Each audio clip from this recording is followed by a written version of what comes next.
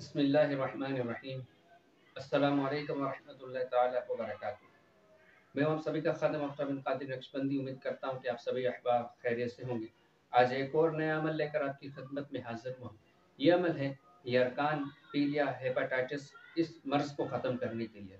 इंशाअल्लाह ताला इस अमल की बरकत से ये मर्ज़ ख़त्म हो जाएंगे। अल्लाह रब्बुल इज़्ज़त कुरान करीम में इरशाद फरमाता है, वनुनज़्ज़िलु मिनल कुरआनि मा हुवा शिफ़ा, कि हमने कुरान पाक को उतारा कि जिसमें शिफा है। अल्हम्दुलिल्लाहि रब्बिल आलमीन। अल्लाह के कलाम में तासीर है, बरकत है। आप ये अमल करेंगे तो इंशाअल्लाह ताला इस अमल की बरकत से हेपेटाइटिस, यरकान, पीलिया, ये जो भी मर्ज़ है सब एक ही हैं, ख़त्म हो जाएंगे इंशाअल्लाह ताला। ये मर्ज़ जिस तरह आप खुद ही मुलाहिज़ा करें कि ये मर्ज़ आजकल बहुत तेज़ी के साथ फैल रहा है। ख़राब पानी के इस्तेमाल की वजह से, ज़्यादातर फ़ास्ट फूड वगैरह जो है उनके इस्तेमालात की वजह से ये मर्ज़ बहुत तेज़ी के साथ फैल रहा है। एक बात यहाँ पर ये अर्ज़ करूँगा कि जो जहाँ ये दीगर असबाब होते हैं मर्ज़ के लिए, वहाँ पर हमारे आमाल भी इन मामलात के नताइज भी हो सकते हैं। अल्लाह रब्बुल इज़्ज़त हम तमाम पर रहम फरमाए। आप खुद ही देखें कि बीमारियाँ, वबाएँ, हर तरह के मामलात फैल रहे हैं। वहाँ पर हमारे आमाल का भी नतीजा हो सकता है। हमारे आमाल, हम अपने तमाम आमालों पर गौर व फिक्र करें। तो अमल करने का तरीका ये है कि आप जो भी मरीज़ है उसको चित लिटाएंगे और एक पीतल का कटोरा लेंगे। पीतल के कटोरे के अंदर सरसों का तेल डालेंगे और उसके बाद बेरी का टहनी या फिर नीम का टहनी आप हासिल करें।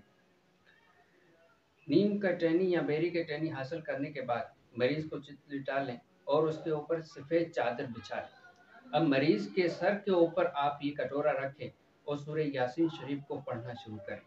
जो आपके हाथ में टहनी है उस टहनी से उस कटोरे के अंदर घुमाते जाएं, गोल गोल तेल को गोल गोल घुमाते जाएं और ये तसव्वुर हो कि इस अमल की बरकत से तमाम ये जो भी मर्ज़ है वो ख़त्म हो रहा है।